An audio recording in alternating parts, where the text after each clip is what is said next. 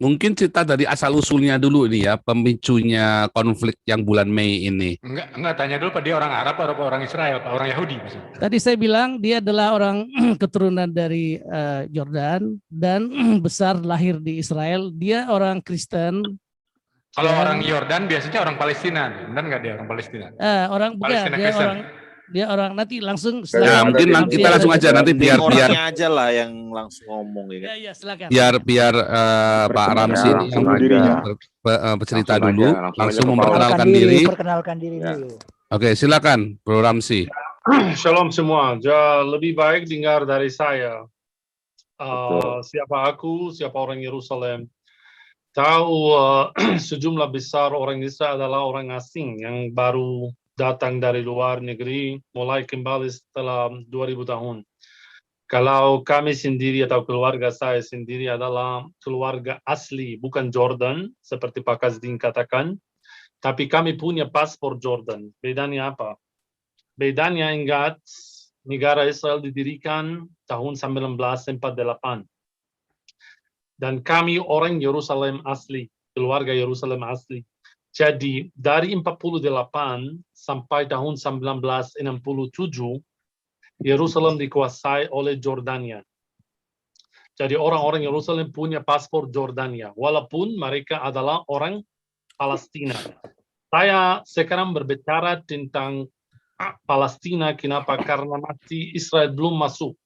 67, Israel bersatu kota Yerusalem.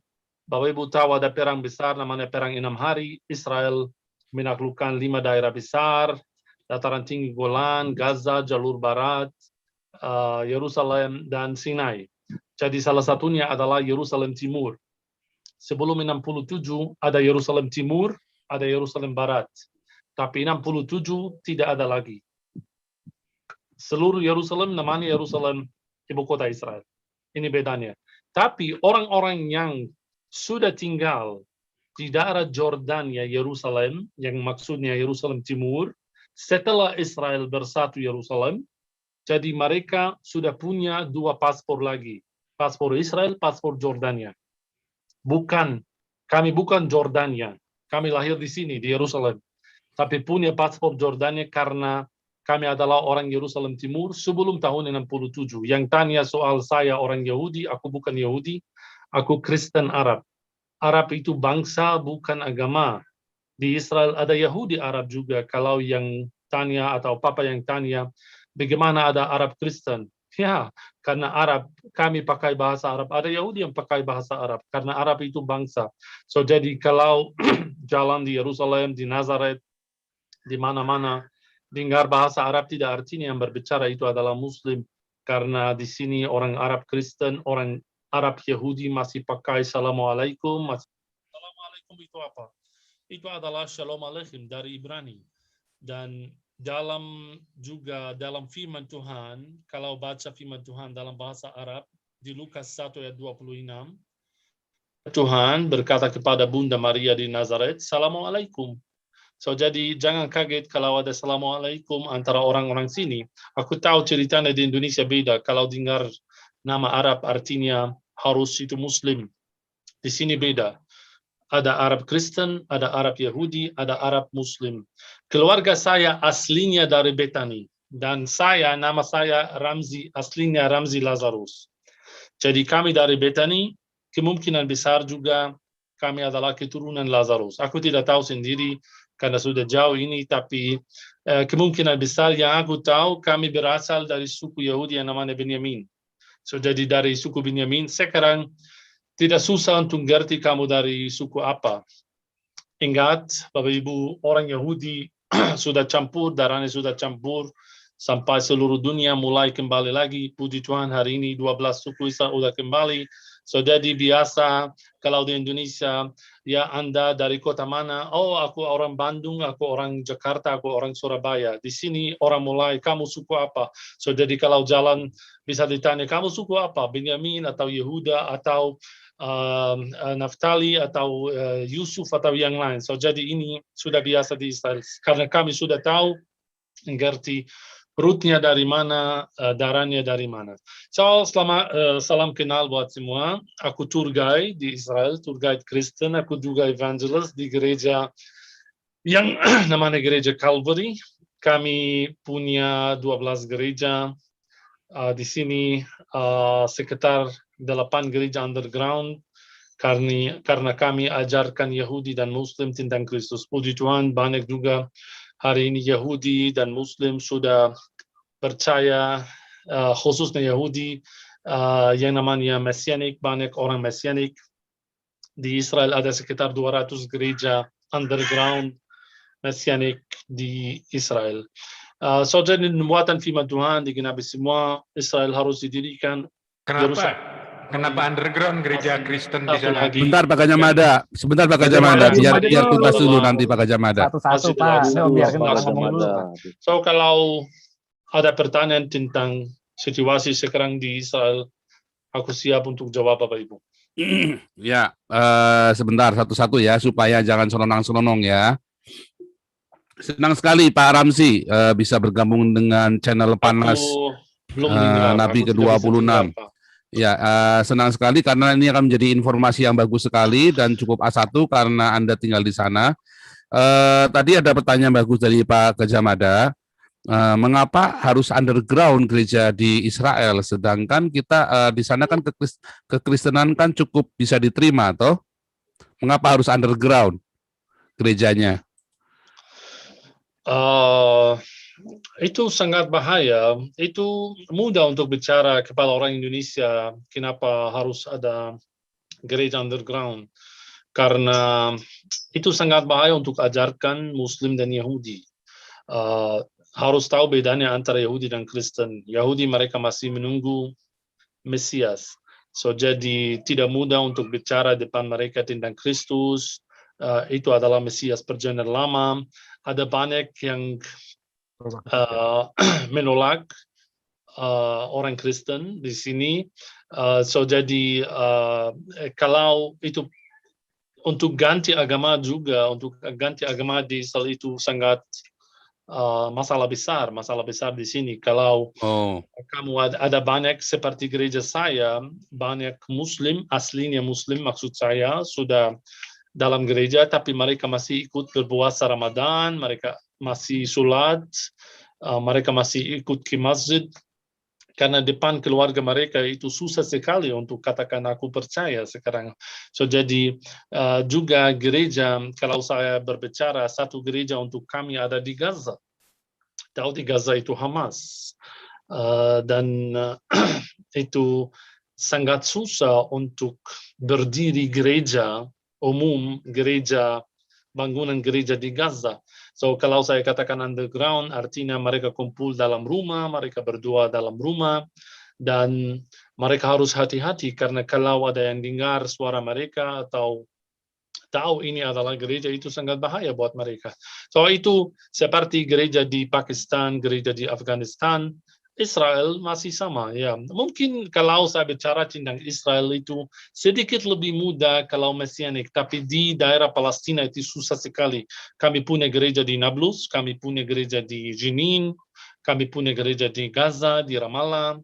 So jadi di mana-mana yang ada Muslim, yang ada juga banyak orang ekstremis, banyak orang radikal. So harus kami juga hati-hati.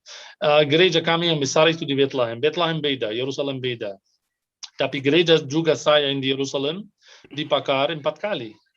Kalau juga di Yerusalem. So jangan percaya juga Yerusalem itu aman. Sekarang kami sewa di YMCA karena tidak ada ruang buat kami untuk berdoa. So jadi kami berdoa di YMCA Yerusalem. Di Bethlehem gereja besar, gak apa-apa karena Bethlehem Palestina Kristen atau campur, tapi mayoritas ada juga orang Kristen. So jadi lebih mudah di Bethlehem. Bethlehem itu bukan underground, Yerusalem bukan underground, tapi di tempat yang hot, yang ada fire underground. Susah. Itu seperti kamu katakan, gereja saya di Afghanistan, bagaimana? Tidak mungkin. Nanti satu hari dibom. Juga gereja kami di Gaza, sama. Oh, karena di wilayah-wilayah yang ini ya, yang underground itu di wilayah-wilayah yang panas ya. Kalau di wilayah-wilayah netral, jadi tetap eksis ya. Benar. Nggak masalah ya. Oke. Saya kira jangan fokus ke sananya. Mudah-mudahan dan kali Bro Ramzi Israel bisa cerita lebih banyak tentang gereja di sana. Namun hari ini kita pengen sekali tahu update konflik Israel Palestina hari ini yang mulai dari apa sih triggernya? Mengapa bisa ada saling lempar batu? Bukan saling lempar. Kenapa bisa ada pelemparan batu di tembok ratapan dan kenapa bisa ada tentara Israel pergi ke Masjid Al-Aqsa? Nah, mungkin kita mulai dari situ. Ya, Atau apa penyebabnya sekarang ini? Kenapa bisa tiba-tiba memanas dan jadi perang besar begini? Ceritanya apa? Ya, aku ngerti. Ceritanya panjang sekali karena kalau bicara tentang Masjid Al-Aqsa, itu masjid nomor 3 di Islam. Saudara kita Muslim percaya Nabi Muhammad teringat ke surga dari sana di mukjizat yang namanya Isra Miraj. Cuman di Islam atau Nabi Muhammad punya 2 mukjizat, bukan seperti Yeshua punya banyak mukjizat. Nabi Muhammad cuma punya 2 mukjizat.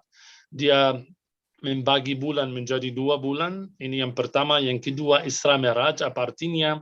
Isra Miraj dia naik ke surga dan dia bertemu dengan Allah.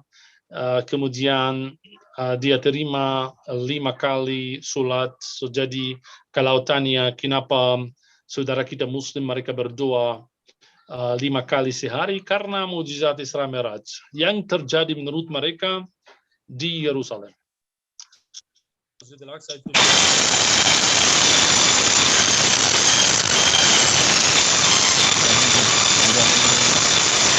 Nafas siapa tuh? Ini.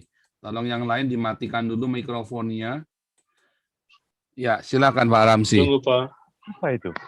Ya, ini saya matikan semua aja, kecuali Pak Ramzi ya. Saya matikan supaya jangan ini ya. Oke, Pak Ramzi, sebentar. Pak Ramzi Israel, sebentar saya cek dulu supaya Pak Ramzi bisa. Oh, mana nih Pak Ramzi nih? Kok hilang videonya? Sebentar ya. Supaya yang lain jangan nyalakan sendiri-sendiri. Soalnya, ya silakan dinyalakan mikrofonnya Pak Ramzi. Pak Ramzi mikrofonnya bisa dinyalakan sekarang. Ya, silakan. Udah dengar saya? Ya, silakan. Oke. Ya, bisa lanjutkan. Yang lain sudah saya matikan mikrofonnya, jadi Pak Ramzi bisa tanpa gangguan bisa bicara. Nanti. When السماعات؟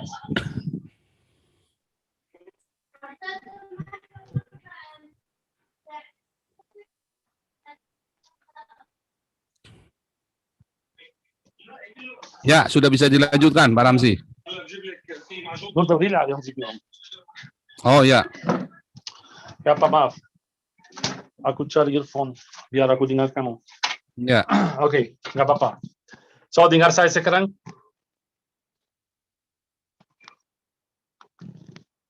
Udah dengar? Halo? Ya, silakan dilanjutkan. Oke, so jadi Masjid Al-Aqsa itu tempat yang panas, on fire, dan saudara kita Muslim tahu satu hari Israel akan mendirikan di tempatnya Bait Suci yang ketiga. Itu nubuatan firman Tuhan, dalam firman Tuhan harus ada. Tapi ceritanya mulai di daerah di Yerusalem Timur namanya Sheikh Jarrah. Ada 28 rumah orang Arab.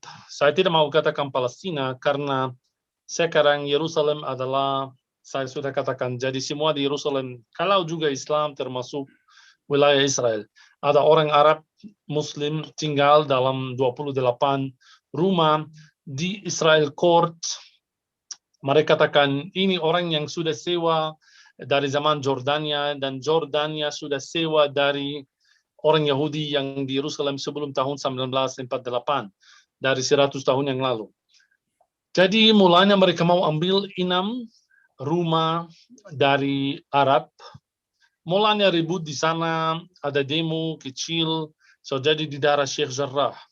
Dan ini diganti tempatnya, atau dari Sheikh Jarrah mereka mulai melemparkan batu-batu di daerah Damascus Gate di Yerusalem, dan kemudian masuk ke ribut ini masuk ke Masjid Al-Aqsa. Pasti kalau mereka melemparkan batu-batu, tentara Israel akan juga datang. So jadi ribut mulai seperti ribut kecil sampai tanggal 28 Ramadan. 28 Ramadan ada demo besar buat Yahudi karena itu tidak lagi di Yerusalem ada hari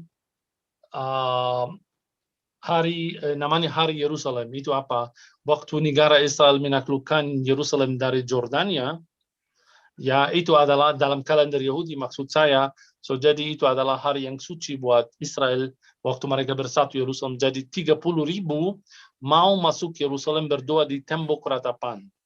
Jadi gosip udah mulai 30.000 mau masuk ke Masjid Al-Aqsa. Pasti Muslim marah, mereka mulai itu waktu Ramadan, akhir Ramadan, tanggal 28 Ramadan. So jadi orang-orang muda yang Muslim, mereka sudah kumpul di Masjid Al-Aqsa dan mereka mulai melemparkan batu-batu di demo itu. Seperti mau katakan Yerusalem itu bukan ibu kota Israel, Yerusalem adalah ibu kota Palestina. So jadi sampai sekarang situasi masih oke, banyak ditangkap, tapi itu di daerah Yerusalem. Malam itu Hamas dari Gaza, mereka roket Yerusalem dengan 7 roket, aku tidak tahu kenapa 7, so jadi 6 sudah tidak bisa, tapi 1 jatuh di daerah Karim, Yerusalem. Pasti kalau ada roket dari Gaza, Israel harus juga self-defense. Jadi mereka ganti tempatnya dari Yerusalem ke Gaza. Jadi Israel mulai cari Hamas di Gaza. Mereka mulai bom Gaza malam itu. Dan 1 malam lagi atau kemudian Hamas sudah bom Tel Aviv dengan 130 roket. Jadi sekarang situasi semua tahu siapa mulai, siapa ya. So mulanya di daerah Sheikh Jarrah dengan 6 rumah yang diambil oleh Israel, kemudian diganti tempatnya ke Damascus Gate, Masjid Al-Aqsa, masih di Yerusalem. Kemudian situasi ya pindah ke Gaza. Sekarang itu antara Hamas di Gaza dan antara Israel. So Hamas sekarang bom